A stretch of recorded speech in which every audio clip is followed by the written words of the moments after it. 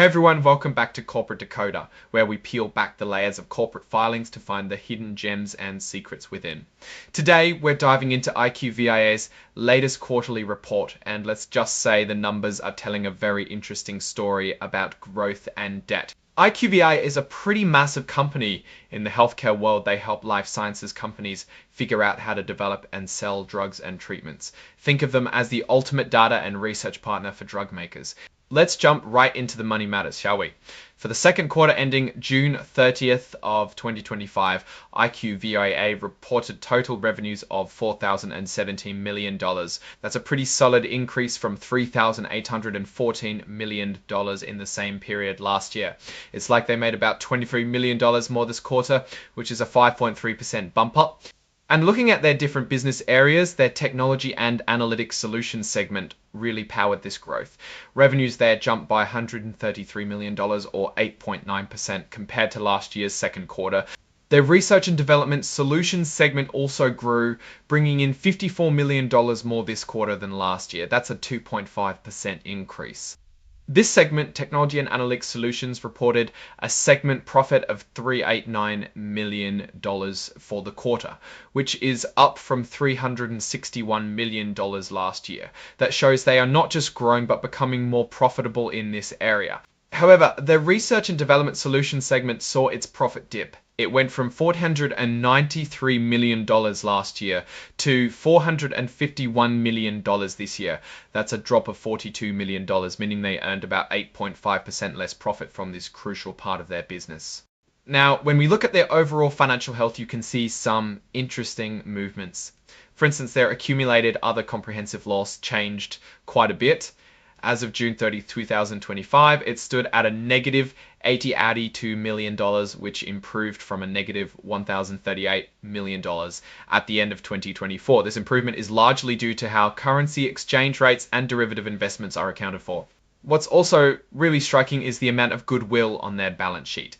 Goodwill is like the extra value a company has because of its brand, customer relationships, or other intangible things. IQVIA has a whopping $15,610 million in goodwill as of June 30th, 2025. That's a big jump from $14,710 million at the end of last year, mainly due to new business acquisitions. This means they are buying other companies and valuing those intangibles really highly. But here's where things get a bit more intense, their debt.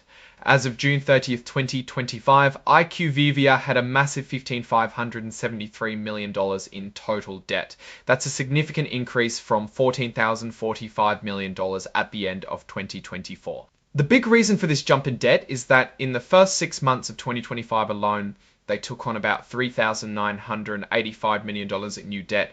They used some of this to pay off old loans and other financing activities. Even with all the new debt, they are also making big payments on their existing debt. They paid back $2,140 million of debt and lease payments in the first 6 months of 2025. Still, the net effect is a big increase in how much money they owe.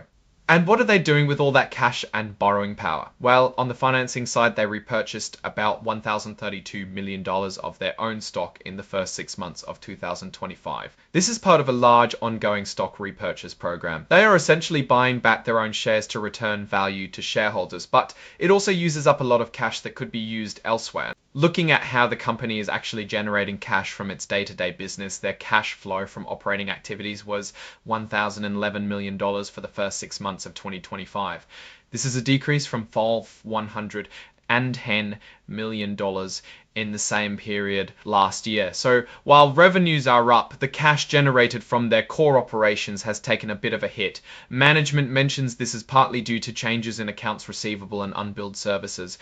In terms of investing, they used $651 million in the first half of 2025, which is more than the $535 million they used last year. A big chunk of this is going into acquiring other businesses, signaling a strategy of growth through acquisition. This acquisition strategy seems to be paying off in terms of revenue growth in certain regions like Europe and Africa, where their technology and analytics solutions saw a good boost.